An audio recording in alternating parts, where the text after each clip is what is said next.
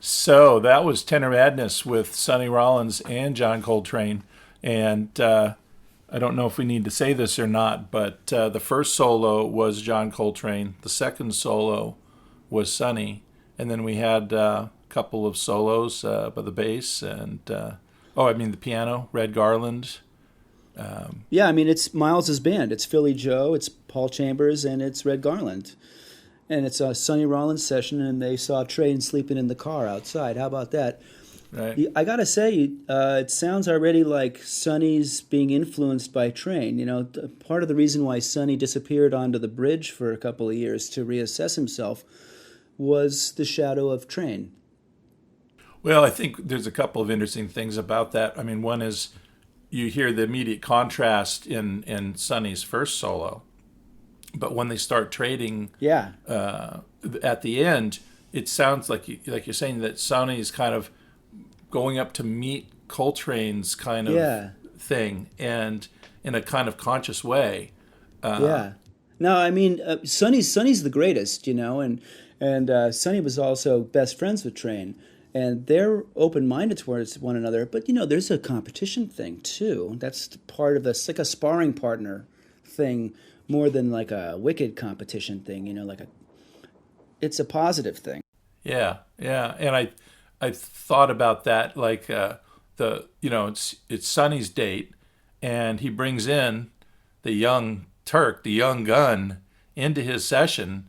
You got to have some confidence in your own ego to let Sure. that happen and make sure this guy doesn't steal the date from you, and take over. Yeah, and he's killing it. Yeah, great recording, and I have to say one I did not know about before you put this playlist together. Oh, And, really? oh yeah, I Oh, missed this one being a somehow. being a tenor saxophonist myself, this is like, I mean, ground zero. You know, there's a Yeah, few things that you gotta wrangle with, and Tenor Madness is definitely one of them. If you want to be a tenor saxophonist, that's.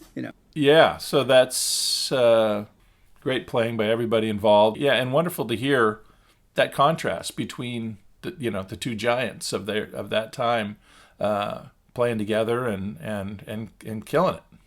So now Train playing with Miles, and he's now starting to have some successes, and people are starting to know about him more. People in New York are starting to know about him more. So now he's starting to get onto more sessions and become a little more sought after, right? So he's going to do a session with the great composer Tadd Dameron, Mating Call, who's usually known as a big band composer and not so much he's a great pianist and a great small band arranger too.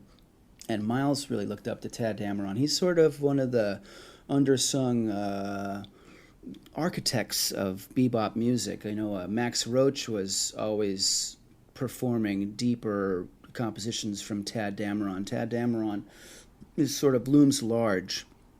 I think he passed away at an overly early age or had problems with drugs himself and had difficulty translating into a more successful recording career. You sense a pattern here with this, right? Yeah, and I was going to say Tadd Dameron was someone also I was not familiar with. Ah, and so as we go into 57, there's a few recordings available, very bad audio of Miles's band playing. They're very out of tune from concert pitch, and the tape's kind of messy. Bootlegs recordings were difficult back then. And then there's a couple of sessions with Red Garland's trio, Paul Chambers and Philly Joe and Art Taylor, the other drummer of choice for those guys, because he's the best at playing fast, very clean and fast, Art Taylor, whose name will come up again later because he's so great. And so they do a couple of records, Red Garland records sessions, and they do this record session with Johnny Griffin, which is another gold standard for how to play tenor saxophone. You have to listen to the Coltrane Johnny Griffin record because Johnny Griffin's so good at playing fast. Called the Blowing Sessions.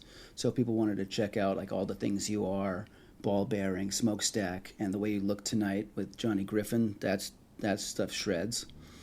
And then he does the record with Kenny Burrell.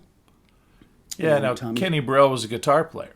Right, and they do a lot of Tommy Flanagan tunes. I'm not sure if it was a Burrell session or a Flanagan session, but they do all of Flanagan's originals, so I'm guessing it was a Flanagan session that got repackaged as a guitar jazz record with Burrell because there's so many guitar players these Well, days. but kind of you. I mean, correct me if I'm wrong, but not a lot of dates with Coltrane playing with guitar players. I mean, is this the only one, or are there others I'm not familiar with?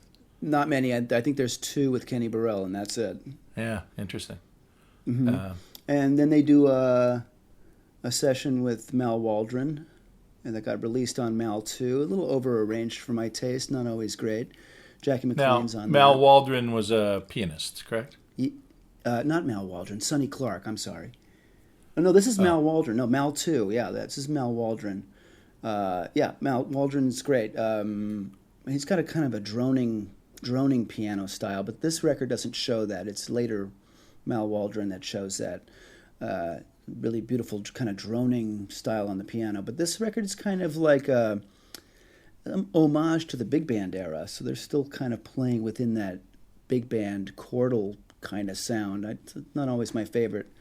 And then there's the record Dakar, which got released as a Coltrane record, but I don't think the session was a Coltrane session. It just got re-released by Prestige as a Coltrane record because of Coltrane's fame the next year or two.